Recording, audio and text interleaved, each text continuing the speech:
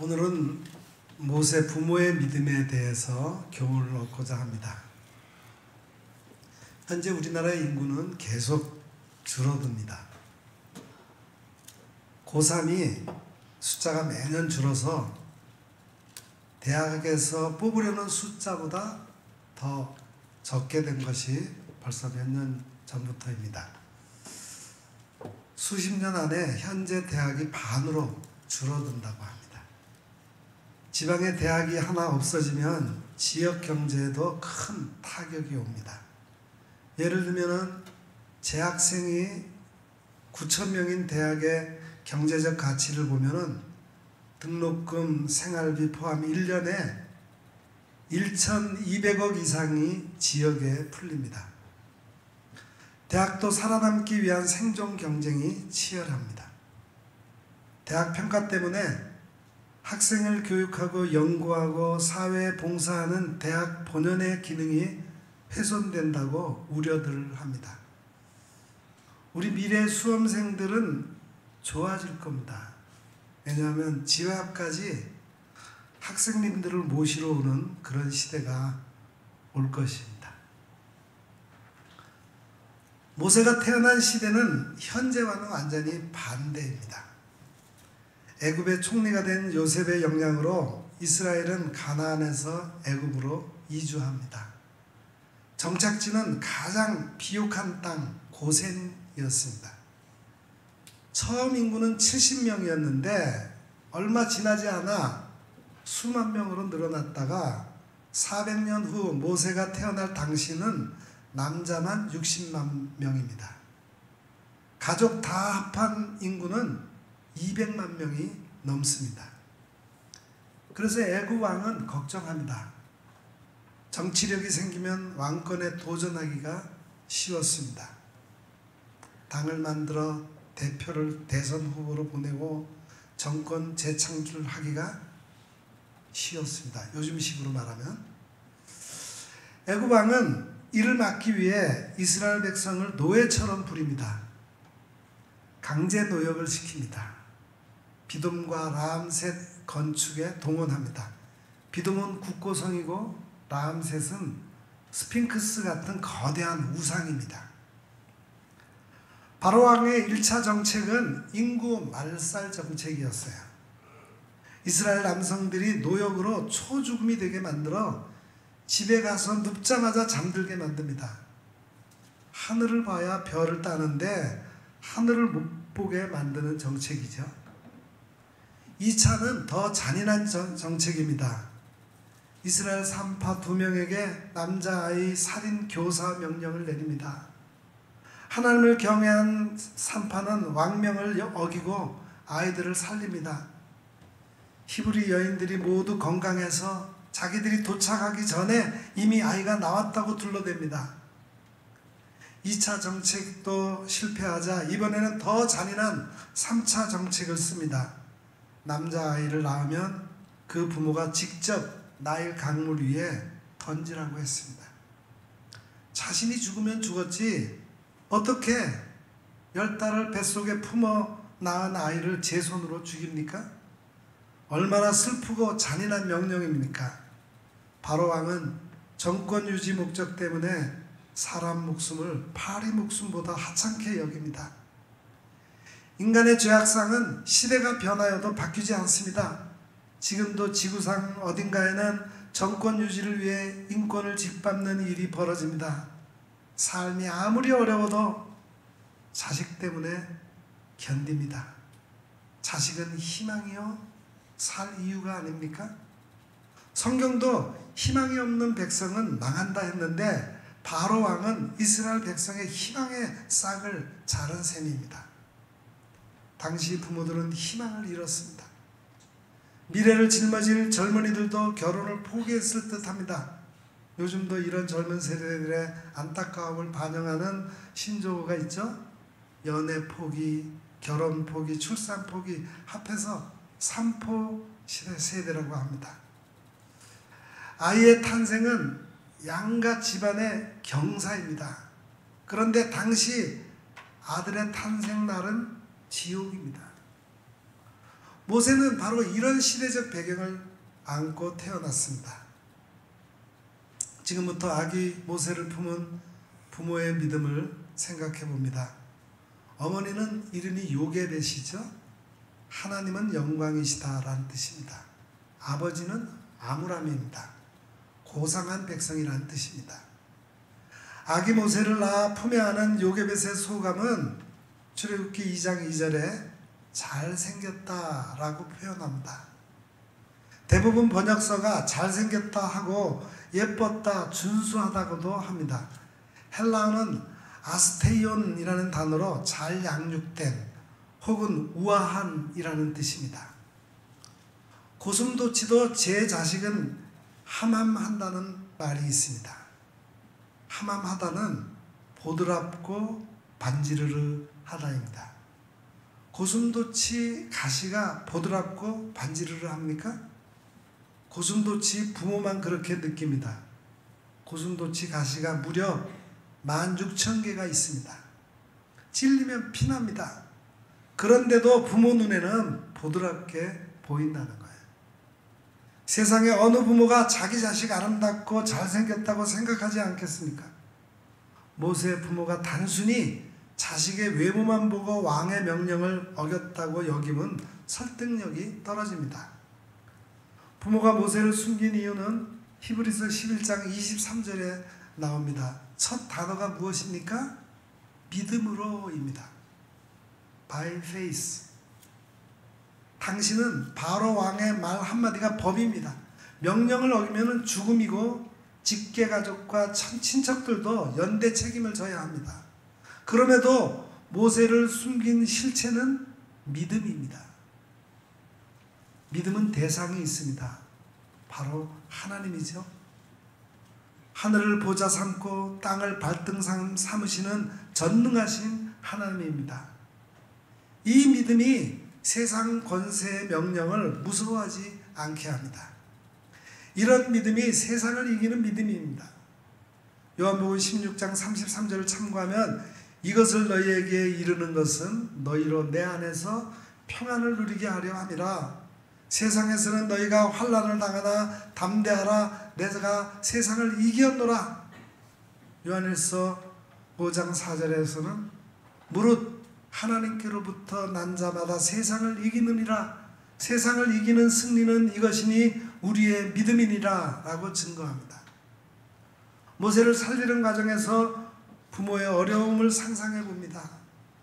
처음 임신 사실도 숨겼습니다. 태어났을 때는 울음이 새어나갈까봐 늘 노심초사했습니다. 스트레스로 아이가 기침만 해도 제트기 소리처럼 들렸겠죠?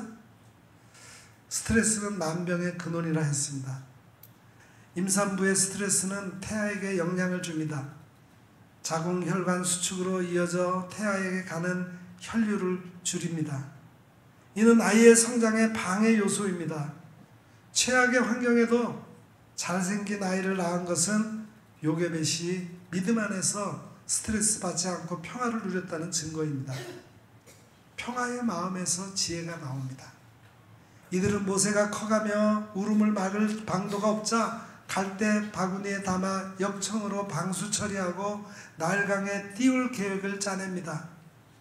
그냥 아무 곳에 띄우지 않고 철저히 계산이 따랐습니다. 애굽 공주가 목욕하는 쪽으로 흘러가도록 합니다. 요게벳과 아브라함의 믿음을 한마디로 정리하면 죽은 믿음이 아니고 산 믿음입니다. 관념 속에 있는 믿음이 아니라 현실에서 살아 움직이는 믿음이에요. 믿음이란 모든 것을 상대에게 던지는 일입니다. 베드로가 예수님 한 분만 바라보고 시퍼런 바다에 온몸을 맡기는 것과 같습니다. 예수님은 말씀하십니다. 누구든지 자기 목숨을 구원코자 하면 잃을 것이요 누구든지 나와 복음을 위하여 자기 목숨을 잃으면 구원하리라. 자기 목숨을 구원코자 울며 불며 나일강물에 아들을 던지는 것이 믿음이 아닙니다. 현재는 목숨을 잃을 각오를 하고 살리는 것이 진정한 믿음이에요. 온전한 사랑입니다. 우리도 일상을 살아가다 보면은 아이를 강물에 던져야 하는 절박한 상황은 아니더라도 유사한 일들이 발생합니다. 특히 생존의 문제에 앞서서 두려움이 엄습합니다.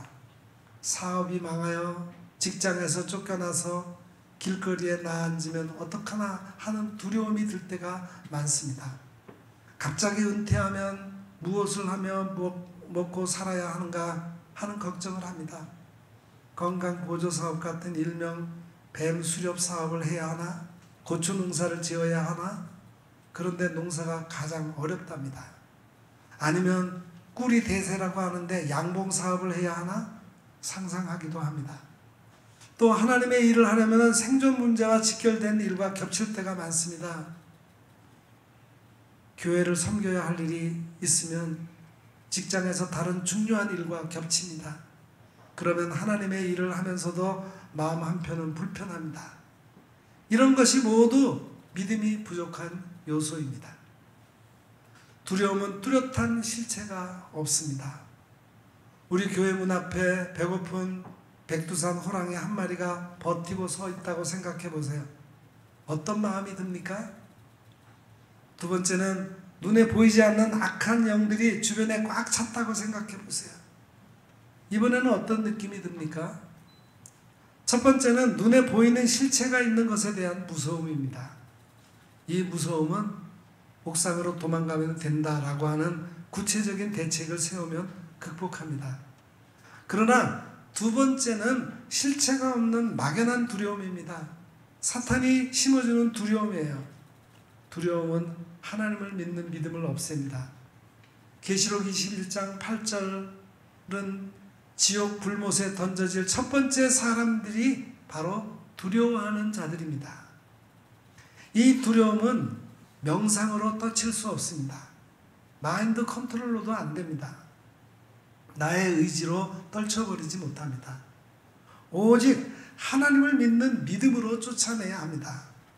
디모데후서 1장 7절 말씀, 하나님이 우리에게 주신 것은 두려워하는 마음이 아니요 오직 능력과 사랑과 절제하는 마음이라 했습니다. 요게벳과 아므람도 이런 믿음으로 순간순간 파고드는 두려움을 물리쳤습니다. 예수님은 우리가 진정 두려워해야 할 대상이 누구인지를 마태복음 10장 28절에서 말씀합니다. 몸은 죽여도 영혼은 능히 죽이지 못하는 자들을 두려워하지 말고 오직 몸과 영혼을 능히 지옥에 멸하실 수 있는 이를 두려워하라. 우리가 진정으로 두려워해야 할 대상은 우리를 영원한 멸망으로 던지는 하나님입니다. 하나님을 두려워한다는 말은 경외한다는 뜻이죠. 우리가 하나님 안에서 막연하게 우리를 찾아와 믿음을 갉아먹는 두려움의 세력을 몰아낼 수 있기를 기도합니다. 믿음으로 모세 부모처럼 세상을 이기는 삶을 살 수 있기를 기도합니다. 제가 오늘 설교 제목에서 테바 인생을 살자 했는데 이제 테바에 대해서 말씀을 드립니다. 현존하는 지구상의 동물 중 가장 턱 힘이 센 동물은 무엇일까? 과학자들이 측정한 바에 의하면 악어의 무는 힘, 그 치악력이 무려 1톤에서 3톤 가량 되어서 측정한 여러 동물 중 가장 무는 힘이 강했다고 합니다. 흔히 상어의 일종인 백상아리가 악어보다 무는 힘이 강할 것으로 여기는데 백상아리의 치악력은 450kg 정도밖에 안 됩니다. 악어의 눈물이라는 말이 있죠. 거짓 눈물이나 위선적인 행위를 하는 것을 칭하는데 이 용어는 이집트 나일강에 사는 악어가 먹잇감을 잡아먹고 측은함에 눈물을 흘린다는 고대 서양 전승에서 유래되었다고 합니다. 실제로 악어가 먹잇감을 잡아먹을 때 쉽게 삼키기 위해서 입안에서 수분이 나오며 눈물을 흘리는데 이것을 보면 마치 악어가 먹잇감의 죽음을 슬퍼하여 눈물을 흘리는 것으로 착각한 데서 이 말이 생겼다고 전해집니다. 이처럼 나일 강가에는 악어가 살고 있습니다.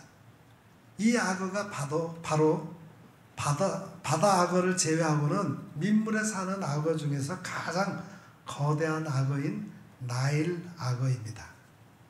나일 악어는 수컷의 크기가 3.3 내지 5m 정도이며 몸무게는 150에서 700kg이 된다고 합니다. 각종 몸 길이에 간혹 가다가 몸 길이가 6, 7m가량의 거대 종이 발견되기도 합니다. 나일 악어는 성질이 매우 포악해서 오늘날에도 공포의 대상이며 생태계의 최상위 포식자입니다. 그래서 나일강에 살고 있던 악어는 고대로부터 이집트 사람들의 숭배 대상이 되었어요. 이집트 수도 카이로 남쪽 899km 지점에 위치한 아스완에 있는 콤옴보 신전은 주전 180년경에 프톨레마이우스 왕조 때 건축된 나일강 자락에 위치한 신전인데, 신전의 남쪽 절반은 사람의 몸에 악어 머리를 한 악어신 소백을 숭배하기 위해서, 나머지 절반은 호루스 신의 숭배를 위해서 건축되었다고 합니다. 신전 인근에서 300여 구의 악어 미라가 발굴되었는데 그중 22마리가 신전 문 앞편에 하토르 숭배 방에 있는 악어 박물관에 전시되어 있습니다. 그래서 이집트 관광청에서도 이 신전을 나일강의 자연주기와 나일 악어에 대해 알 수 있는 관광 명소로 홍보하고 있습니다.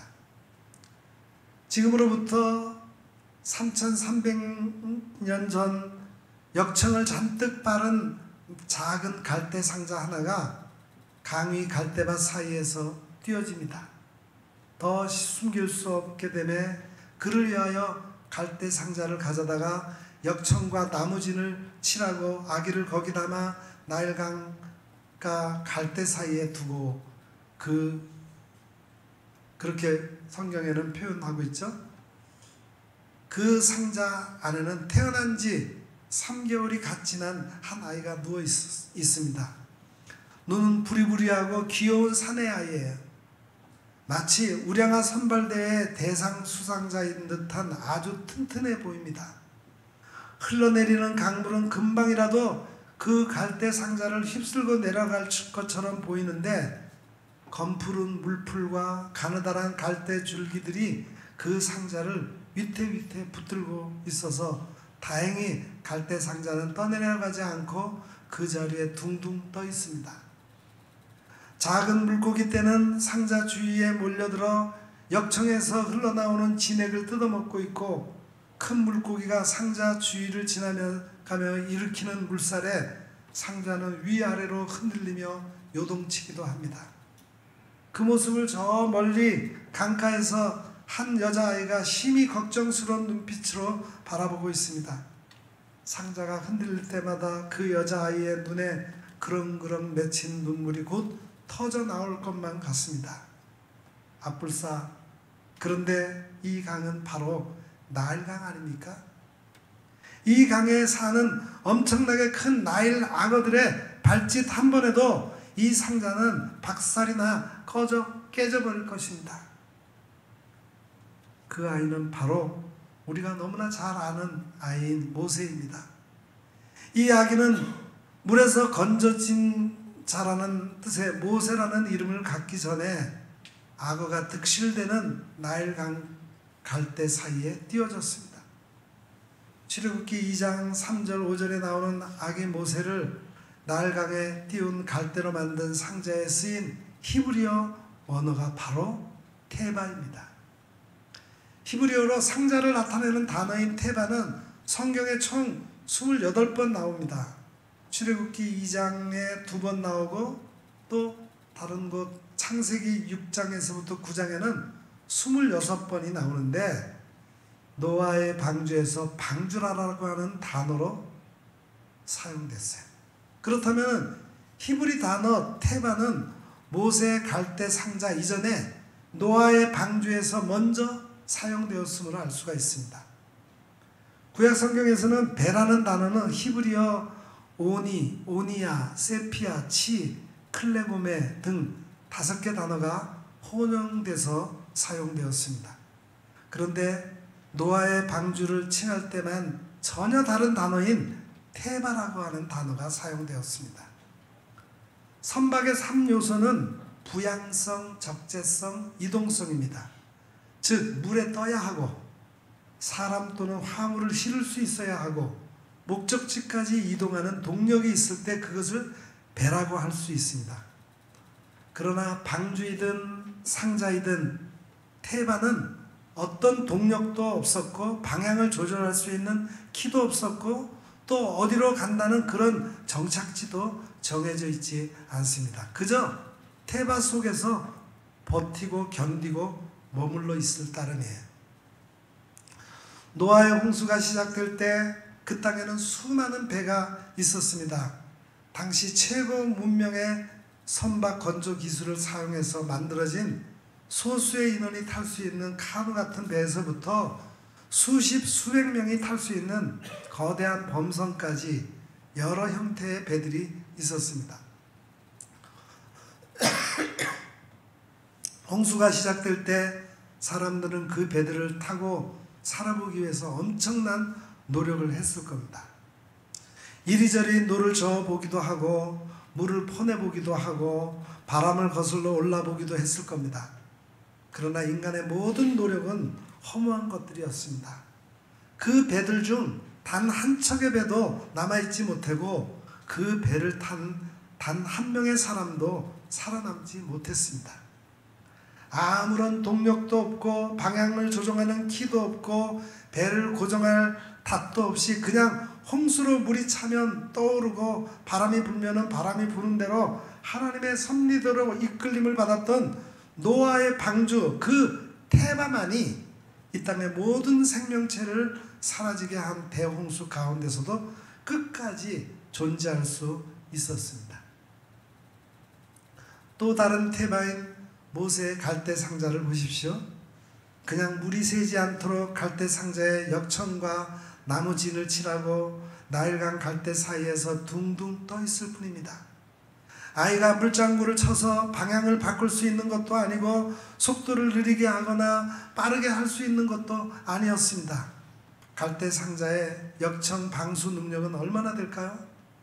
나일 악어들이 아이의 냄새를 맡고 꿈틀거리며 올라와서 갈대 상자를 한 입에 씹어 먹어버리지는 않는다는 보장이 어디 있습니까? 절체절명의 위기에 처해 있는 한 아이가 그저 테바 안에 누워서 둥둥 떠 있을 뿐입니다. 그러나 그 아이가 머무른 곳이 하나님이 붙들고 계신 테바였기에 애굽 공주의 손에 의해서 물에서 건짐을 받고 그 아이는 모세가 되어 이스라엘 백성을 출애굽시키는 민족의 영도자로 세워집니다. 그 아기가 자라매 바로의 딸에게로 데려가니 그가 그의 아들이 되니라. 그가 그의 이름을 모세라 하여 이르되 이는 내가 그를 물에서 건져내었음이라 하더라.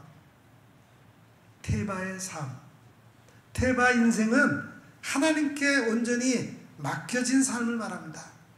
내 뜻대로 내 의지대로 내 경험대로 뭘 해보려고 노력하는 배의 삶이 아니라 테바의 삶, 테바 인생으로 주님의 손에 이끌려 말씀대로 순종하고 타라 하면 타고 가라 하면 가고 멈추라 하면 멈추는 삶, 그 삶이 바로 내가 주인 되는 인생이 아닌 하나님이 내 삶의 주인이 되시는 테바 인생입니다.